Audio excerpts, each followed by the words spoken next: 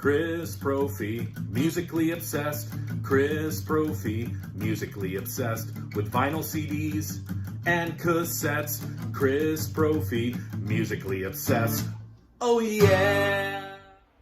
Man, these Deep Purple albums are hard to rank in terms of the songs because they're so good, all of the songs.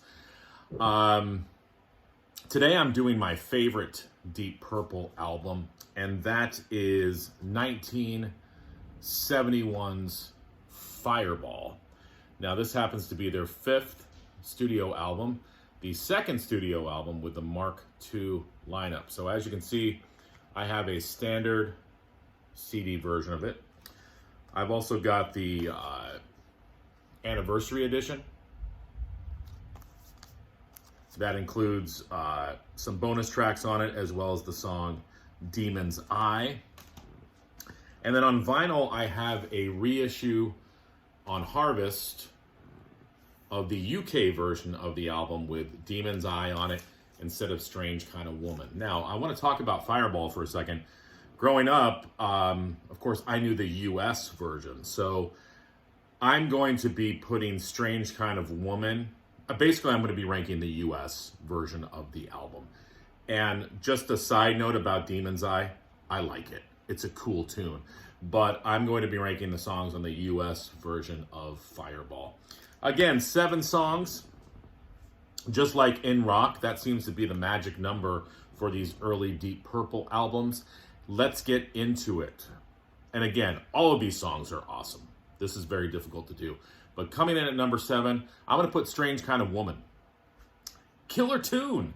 It's probably the song that is basically just a song. I mean, all the other songs on this album have so much going on. Strange Kind of Woman is a straight-ahead bluesy rock tune.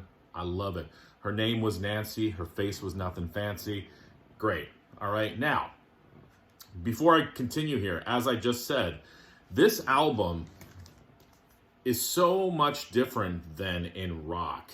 And I believe that it's my favorite because I like the diversity on it. They took a lot of chances on this album. They also expanded their sound, and the songs are not only long, but it just has an experimental feel to it.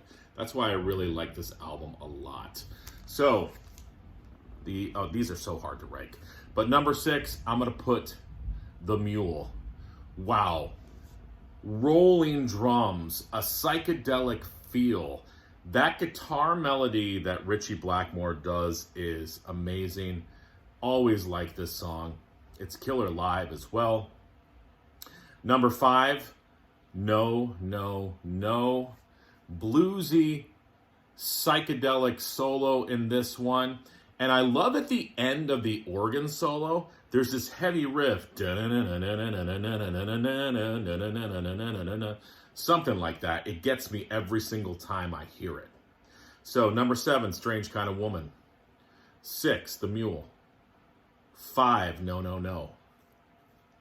Number 4, Fools.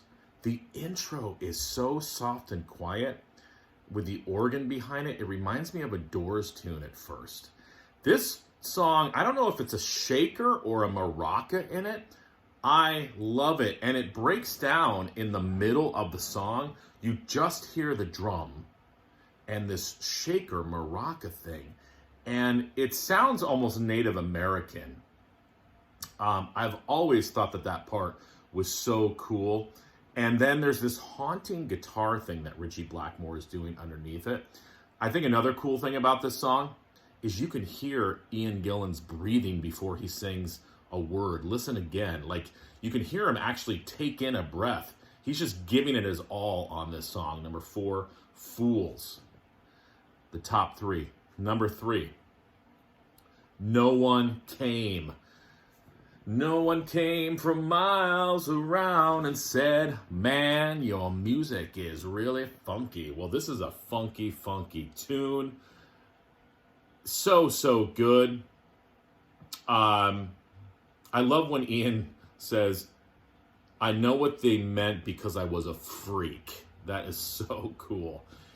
And the top two. Number two is going to confuse some people. I know I'm probably going to get flack about this. Maybe not from Aramitha Alomar, but from some other people. Number two for me is Anyone's Daughter. I have always loved this song. I like the talk singing thing, almost the Dylan-esque thing that Ian Gillan's doing. I love the country folky vibe to it. It's a great story song. It's so unlike anything that Deep Purple did or would do.